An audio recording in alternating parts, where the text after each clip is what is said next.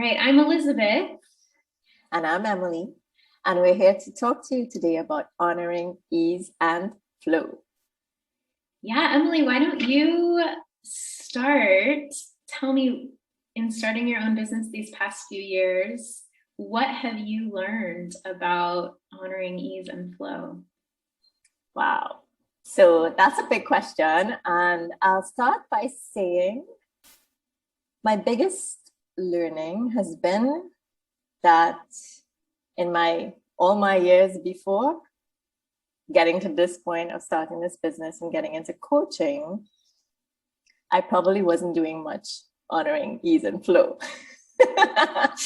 Yeah, so that's How were I you think my honoring ease and flow before? I was always very driven, very uh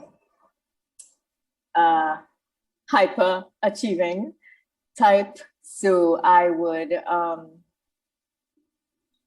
not have ease and flow. I would be always feeling anxious and being pushed towards doing something, achieving something, performing well, whatever.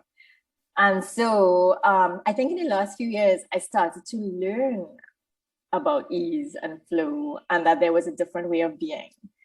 And I mean, without diving into the whole thing, I mean, maybe you can just jump in here, Elizabeth, and tell me a little bit about that. You know, what are your ideas on ease and flow? Yeah, similarly, I think I grew up thinking that things had to be hard, and if I wanted to be successful or get what I wanted, it required like grit and hard work and like suffering Mm. and sacrifice. And I'm not saying that none of that is useful. Um, there's certainly a place for focus and working hard, but this idea that things can be, that there can be ease and flow, which doesn't necessarily mean easy, was new-ish for me too. That like it's okay to go with what feels good or listen to the energy behind an idea that I have and not just plow through and make everything happen, but be discerning about what I pursue based on if it had a sense of ease or flow. Which brings me to a question for you. What does ease and flow feel like for you? Yeah, so that's an interesting question because when you were speaking, it reminded me of the time when I noticed that despite like knowing about meditation and mindfulness and some of these things, there was a time when I had ended my corporate life and was training to become a coach and deciding on starting my own business. So I had all of this free time, and I thought that I was going to feel really great. And the opposite happened. Instead of feeling really great, I was really anxious about what I'm supposed to be doing next. I could not relax. I just could not relax. I was always feeling like I need to be doing something. I need to be doing something, whether it's reading something, writing something, listening to something. I needed to be productive. That was the thought. And I think it was somewhere during that time when I realized that even spending a few minutes in silence was torture. I was like, something is wrong here. And I always thought that driven self was because of my job, but my job was no longer there. And so the driven self, I noticed it was me. And that was the beginning of me recognizing that I did not understand. Like the concept of ease and flow wasn't even a concept in my brain. So I think that was it. And I mean, yeah. So you talked about feeling like plowing through and doing all these things, and I wonder, when was it that you first recognized this whole idea of ease and flow, and even if it would be something that was important? Hmm. I'm not sure I can put my finger on when I first recognized it, but I can say that these last 3-4 years of becoming a coach and starting my own business has introduced that idea in a bigger way. And like you, I felt some anxiety about having free time, but I also felt guilt. And I think it was in recognizing how frequently I was feeling guilty for, like you say, not being productive the way I had been trained to be productive. That awareness of how present the guilt was and how constant it was helped me to invite and embrace the idea that ease and flow are okay. Yeah, that's really cool. So your shift happened with the recognition of this guilt, and my own was like with the feeling of this constant anxiety to produce. So it wasn't guilt that I wasn't doing anything. It was just, I need to be producing. I could not relax. So interesting. And I guess what for me comes up when you say that, it took some time with me in myself trying to learn to be still in a way, but to recognize that I am actually more productive when I feel ease, and therefore the flow happens. So that's kind of like what shifted in me, especially in launching my own business and therefore being the creative director of everything that happened. Like the idea, like doing your own business. Of course, I had your support and others who, in our time, we were doing the same thing. But it was like this daunting thing. But until I could find that place of more ease, that anxious, doubting place was just not productive. So I think I kind of happened upon it as I recognized, when I'm feeling at ease and there's calm, I am much more focused. I'm much more productive. I am much less likely to doubt what I'm doing and much more likely to complete my tasks.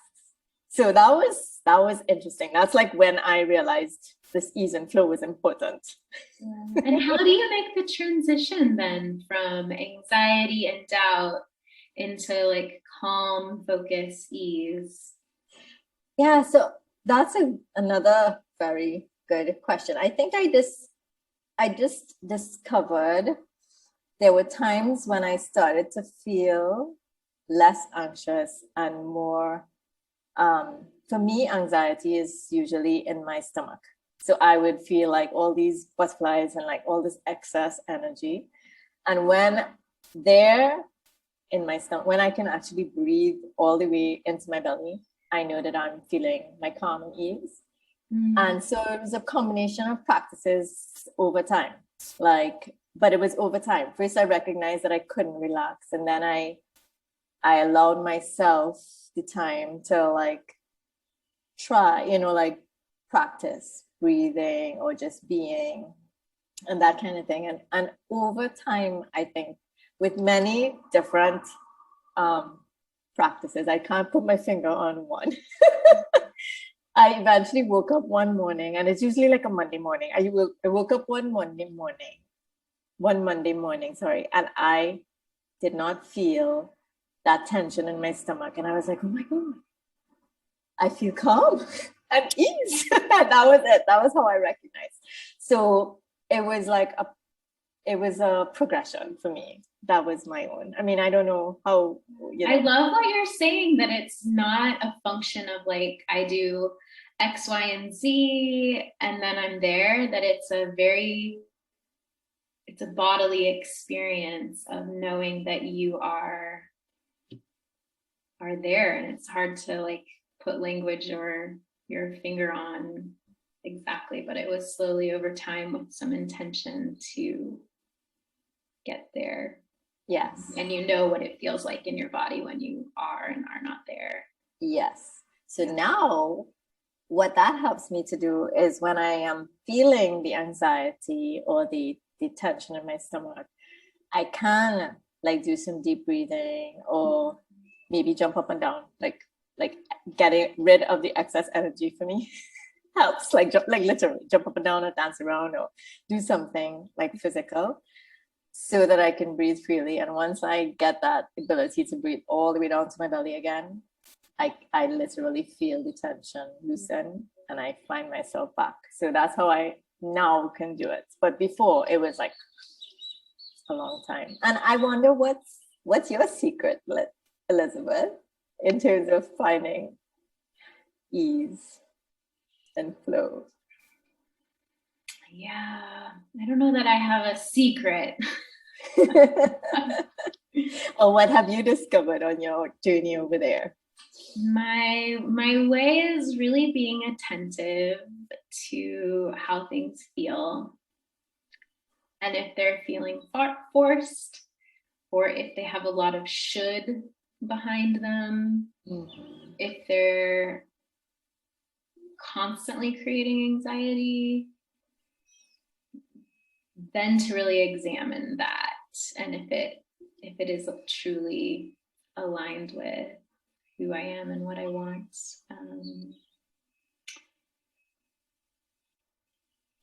And yeah, for me is also a practice of moving my body and like standing in the grass and like feeling the ground, and letting my energy shift kind of out of my head and into my like heart and gut and feet. I'm one that can get really stuck in my head so much that like I'll get headaches or feel like everything is happening like this. And that's also a clue, my bodily clue, to like breathe and let some of that go down into the rest of me and into the earth. Yeah. That's so just like a minute left here in our fun chat. What are you taking away personally from this chat about ease and flow? My takeaway today is along the lines that we both kind of discovered this ease and flow on our journey with coaching and with our own business. And I suppose maybe it's coincidental, maybe it isn't, but what's nice about it is that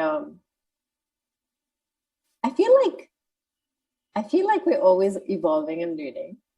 So I feel like this has been for me and you a recognition of that this learning about ease and flow as a way to be even more productive, centered, clear about the actions that we're taking. I think that is my takeaway. And the fact that you are reinforcing that, for me, it's like, yeah, it feels like that's important. Yeah. So that's my takeaway. And I wonder what is yours, Elisabeth? And what is your takeaway?